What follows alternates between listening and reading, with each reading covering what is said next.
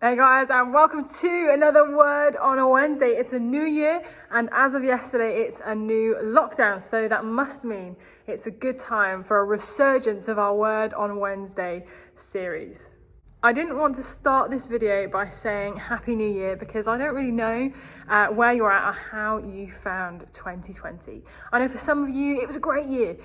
Maybe you are an introvert at heart and all the time you spent at home was much welcomed. Maybe you really enjoyed spending time with your family that you maybe wouldn't have normally spent with them. But I also know that some of you might have struggled more than you thought you would. Maybe you really missed going to school and you never thought you would, and maybe the lack of consistency was really unhelpful. So I don't want to start this video by saying Happy New Year, and to be quite honest, I don't even want to think about this year. Not in the way you think. Hear me out. I don't know if you've heard of a guy called Charlie Mackesy. He is the author and illustrator of this book called The Boy, the Mole, the Fox and the Horse. And it's full of really great illustrations, really encouraging illustrations, and you might have seen some of his drawings online. He's on Instagram at Charlie Mackesy, and yeah, they're really encouraging. And I wanted to share with you one of the illustrations, not from his book, because I don't think I could see it in his book, but one that he shared on Instagram. And if you follow us on Instagram, you'll have seen we shared it on our stories yesterday. It's this one here. Basically, the boy, the mole, the fox and the horse are all walking through what looks like quite a crowded wooded area. And the conversation starts out between the boy and the horse. And the boy says, "I can't see a way through." And the horse says, "Can you see your next step?" The boy says, "Yes." So the horse says, "Just take that." I don't know about you, but I really find that as an encouraging illustration to be thinking about as we go into this year, that we need to be thinking about the little steps in front of us and not think about the whole year in its entirety. And it sort of ties in a little bit with our verse of encouragement for the year.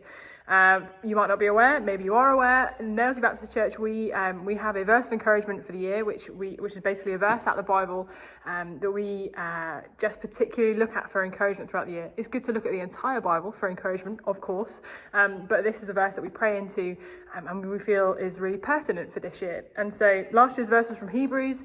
This year's verse is... you might already have one of these. It's from Colossians. It's chapter 3 and it's verses 15 and the beginning of verse 16. And it says this: "Let the peace of Christ rule in your hearts, since as members of one body you are called to peace, and be thankful. Let the message of Christ dwell among you richly." Peace is mentioned an awful lot in this passage, in this verse of encouragement. And you might think, "Hey, why are you talking about peace so much?" Because we are probably in the least peaceful situation we have been in, probably in maybe your entire life. And you're right, this is a very stressful situation when you think about it. We're in the middle of a global pandemic. A lot of our lives have been impacted, probably all of our lives have been impacted in some way. We've just entered into our third lockdown, and you know what? Peace might seem really far away. But the peace we're talking about here is not just peace we get from going for a walk or from doing a puzzle. And those are great things to do, but ultimately the puzzle will come to an end and the walk will come to an end, and that peace that was in that thing will go. But the peace of Christ that it talks about here comes from knowing Jesus.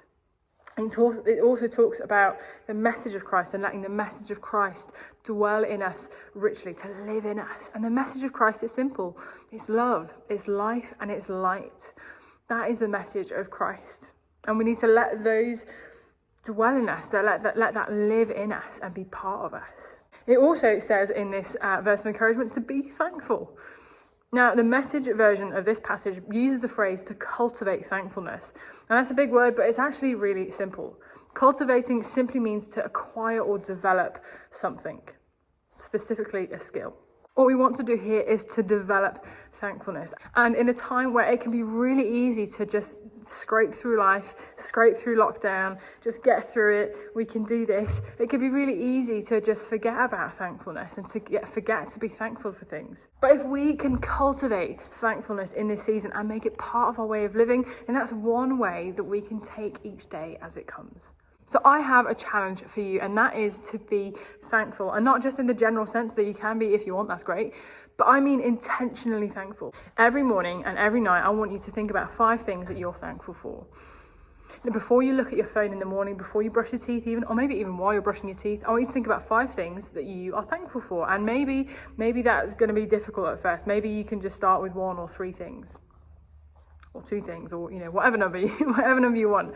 But be really intentional about this. Every morning you start the day by thinking about what you're thankful for. And maybe initially you just want to think about the more basic things. So thankful for hot water, thankful for food in the cupboard, thankful that you're wearing clothes, thankful for education, even if it is online.